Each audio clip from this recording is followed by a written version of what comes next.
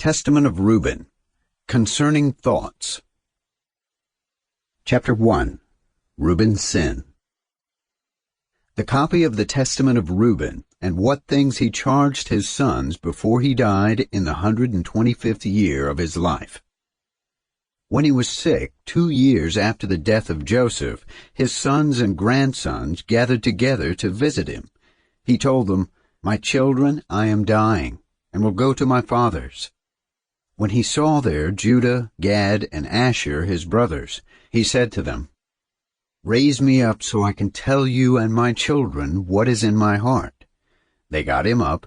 Then he kissed them and said tearfully, "Listen to me, your father, and follow my commands. I call the God of heaven to witness my words to you. Do not walk in the ignorance of youth and fornication like I did. I defiled the bed of my father, Jacob. For this, God gave me a disease in my loins that lasted 7 months. If Jacob, our father, had not prayed for me, I know I would have died. I was 30 years old when I sinned in the sight of the Lord, and for 7 months I was deathly sick. And I repented for 7 years, purposing in my heart before the Lord not to drink wine or strong drink, nor eat meat or pleasant food, mourning over my sin. Such a great sin should never be seen in Israel." Chapter 2. The 8 Gifts, still quoting Reuben. Learn this lesson, my children. The time of my repentance has taught me that every man is born with 8 gifts from God. But Belial twists them into 7 errors, which are mainly done in youth. Number 1, life, by which man's whole being is created. Number 2, sight, which arouses desire. Gift number 3, hearing, which brings learning. Gift number 4, smell and taste, which is given by breath. Number 5, speech, which brings knowledge. Number 6, taste, which turns food and drink into strength. Number 7, reproduction and sexual desire, with which, through love of pleasure, sin also enters in. Therefore it is the last in order of creation, and the first of youth, because it is filled with ignorance, which leads the young, as a blind man, to a pit. And gift number 8, dreams, which create entrancement of man's nature, and the image of death. Chapter 3. The 8 Sins. Quote, when these 8 gifts are mingled with error, they create 1, fornication, which dwells in our nature and senses. Number 2, gluttony and drunkenness. Number 3, fighting in the liver and the gall. Number 4, deceit and trickery, that through over-aggressiveness a man may seem fair. Number 5, arrogance, that a man may be stirred up and become high-minded. Number 6, lying with jealousy, to deceive or hide the truth. Number 7, injustice, which brings theft, when combined with other errors brings craft. And number 8, dreams with error and fantasy, which destroys a young man by darkening his mind from truth, God's law, and the warnings of his fathers. My children, love truth, and it will preserve you. Listen to my counsel. Do not take a woman just for her outward beauty. Privately associate with a married woman, or meddle in a woman's affairs. For if I had not seen Bilhah bathing in a private place, I would not have committed this great sin. I could not stop seeing her nakedness in my mind. I couldn't sleep. I just had to have her. So when Jacob and Isaac went away, and we were at Gader, near Bethlehem Ephrathah, Bilhah was drunk and asleep naked in her tent. I went into her tent and saw her lying naked. I committed the sin, then left her lying there asleep. An angel of God revealed my sin to my father Jacob, and he came and mourned over me, and touched her no more. Chapter 4. Fornication.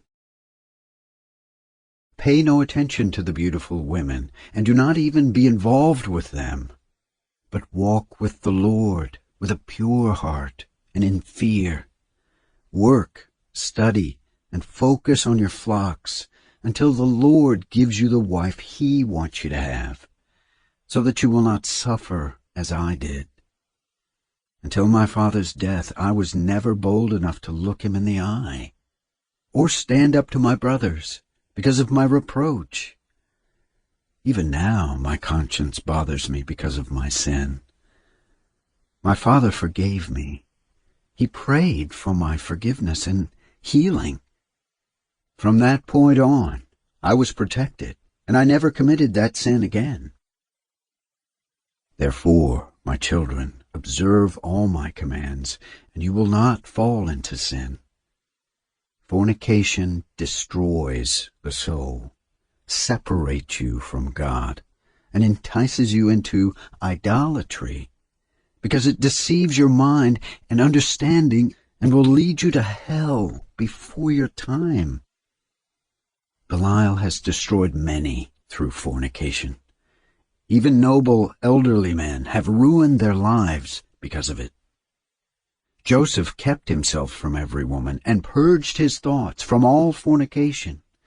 He found favor before the Lord and men, for the Egyptian woman did many things unto him, and called for magicians, and offered him love potions. But he purposed in his soul not to allow the evil desire. Therefore God kept him from death. If fornication does not overcome your mind, neither will Belial overcome you.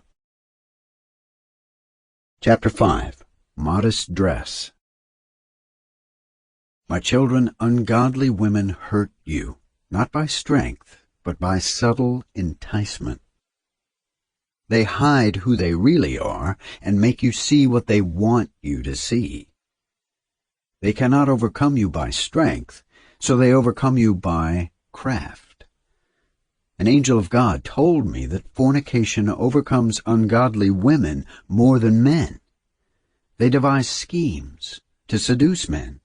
They deceive a man's mind through their adornment, instill poison by the glance of their eye, and capture him by their actions. Therefore, flee fornication, my children. Command your wives and daughters, do not adorn their heads and faces, because every woman who acts deceitfully in these things is destined for everlasting punishment. This is how they seduced the watchers before the flood. They appeared constantly in their presence this way until the watchers fell for them. They changed their form into that of men and came to the women. The ungodly women planned for this to happen because they desired heavenly husbands. Then they gave birth to Nephilim. Chapter 6. Levi's Priesthood. Beware of fornication, and if you wish to have a pure mind, guard your senses against every woman. Command your wives and daughters not to keep company with men, so that they will also keep their minds pure. Footnote K. Courtship, not dating. Even if they do not fornicate, constant meetings are an incurable disease to women, and an everlasting reproach of Belial to men. He who is wise and godly will not fall into fornication. Neither will he who controls his desires fall into jealousy. Therefore, you will be jealous against the sons of Levi, and will seek to be exalted over them. But you will fail, because God will avenge them. You will die an evil death. For the Lord made Levi, Judah, Dan, Joseph, and me rulers over you. Therefore I command you to obey Levi, because he will know the law of the Lord, and will create ordinances for judgment and sacrifice for all Israel until the time of Messiah, the high priest whom the Lord has declared. I adjure you by the God of heaven to be truthful to each other and humbly submit to Levi, that you may receive his blessing, for he will bless Israel, and specially Judah, because the Lord chose him to rule over all the people. We will worship his seed, because he will die for us in wars visible and invisible, and will be among you an everlasting king. Close quote. Chapter 7. Reuben's death. Reuben died after giving these commands to his sons, and they placed him in a coffin until they brought him up from Egypt and buried him in Hebron, in the double cave where his fathers are. Commentary. Reuben 6 gives a prophecy that Levi would obtain the priesthood until the Messiah arises from the tribe of Judah. This Messiah will be a man, but also God incarnate. He will die for us and yet rule forever. He will be worshipped as God incarnate by all true believers. The Apostle Paul described a law which was added until Messiah came in Galatians 3:16 and 17. Reuben teaches here that the, quote, temporary law was that which was the ordinances for judgment and sacrifice created by Levi and the priesthood.